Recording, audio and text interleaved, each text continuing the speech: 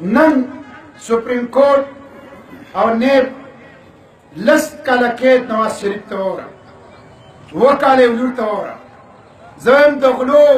بندي کېدلو آغاز وشو، خو په دې باندې بس نه دی. زمونږ جدوجهد به تر هغې پورې روان وي. د چیف جسټس نه مطالبه کوو، د نیب د چیرمین نه مطالبه کوو چې زرداري لوی حل د دی به رانیوی. ډاکټر عاصم چې د هغه وزیرو 400 اربه روپۍ کرپشن یې کړی، د هغه خور فریال تالپور، دغسې د پی ټي آی زلفي بخاري،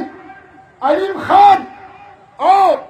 هغې سره د هغه اے ټي ایم مشین جهانګیر ترین، د هغه خلک دی چې آف شور کمپنۍ دي، آف شور اکاونټونه دي، اکراس د بورډ